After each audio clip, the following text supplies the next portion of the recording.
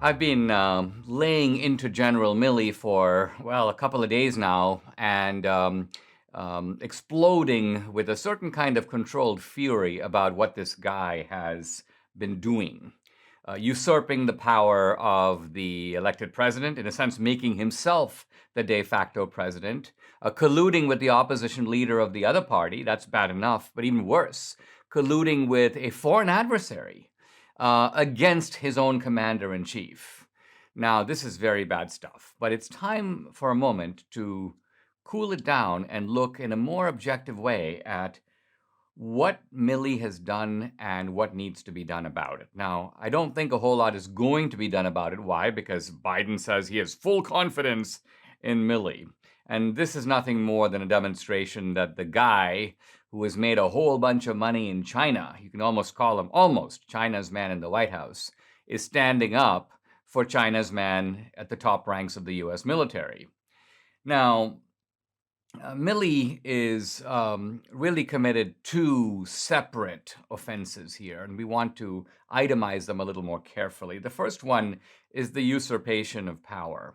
The oath that he extracted from other generals, basically saying to them, hey, listen, the procedure here is for you to go through me. If Trump asks you to do anything, particularly in terms of attacking or nuclear weapons, don't do it. Basically, make sure that the process runs through me, and he goes around the room and gets everyone to, in effect, swear to this. That's the first point. The second alleged offense, Milley makes two phone calls to General Li Zhosheng of the Chinese People's Liberation Army, his counterpart in China. The first call, by the way, 4 days before the election, October 30th, 2020, and the second call on January 8th, right after the January 6th events. In both cases, saying the same message, everything's okay, no attack is going to be launched. By the way, if an attack is launched, I will tell you in advance. So the idea here is to work with China to, in a sense, block, or at least in this case, give forewarning of anything that Trump might consider doing.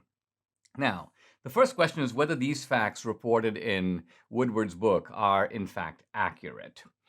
On the one hand, we have to take note of some reporting that Jennifer Griffin has been doing at Fox News Channel, where she says that, or she claims, on the basis of interviews with some people high up in the Defense Department, that these official calls with Chinese officials were not just Milley and Li Zhosheng, that in fact there were a number of people on the American side of the call, and that it may be that Woodward and Costa, the guys who wrote the book Peril, have taken these comments out of context. So there's been some questioning of the precise veracity of what happened on the call. That needs to be obviously followed up on. But on the other side, we got to remember that even the Defense Department's denials, or at least their public statements on behalf of Milley, don't really contest what Woodward is reporting.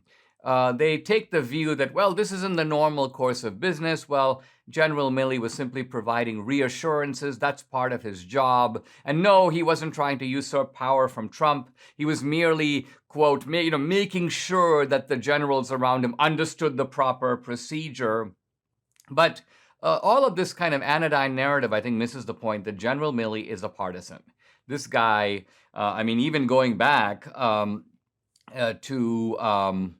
I'm now referring to a book by two Washington Post journalists, Carol Leonnig and Philip Rucker. And in that book, they report that Milley treated Trump as if he was like Hitler. Milley says, quote, this is a Reichstag moment, the gospel of the Fuhrer. These are direct quotes, again, attributed to Milley. Once again, we have to ask, did these reporters get it right? But when you basically start having insider accounts that are coming from multiple sources, you can sort of check them one up against each other with appropriate caution.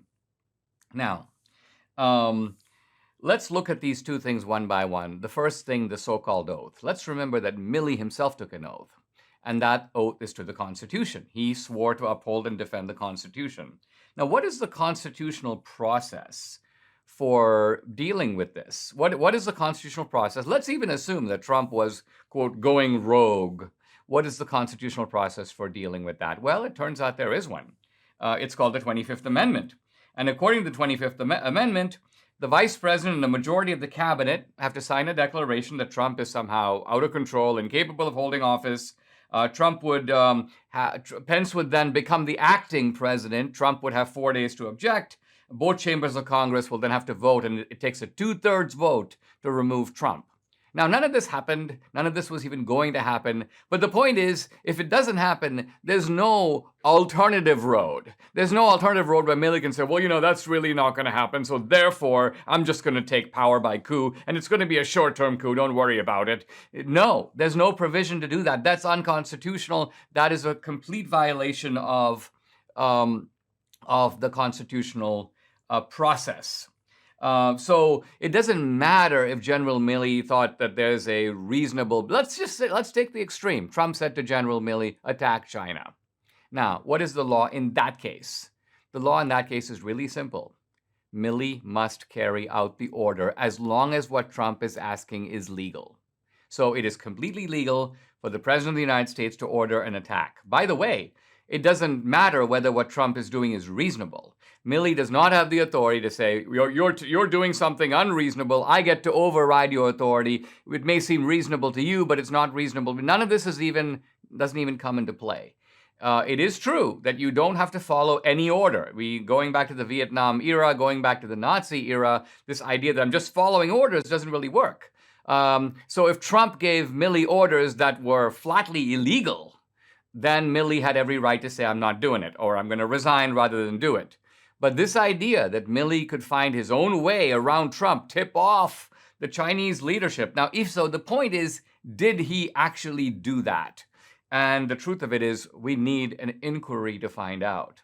Now, so far, the Republicans have been a little tentative on this matter. A group of Republicans, by the way, have called for a factual investigation of what exactly Milley said to China. I think this is just a first step, because the allegations here are so serious that they amount, in effect, to the United States having been, this very year, under military coup, under a dictatorship. And by the way, the very guy talking about the January 6th attempt to overthrow the Constitution, if true, he overthrew the Constitution. He's the one who needs to be locked up, not the January 6th guys. Milley needs to be the one in solitary confinement awaiting a court-martial if, in fact, he did the things that he is said to have done.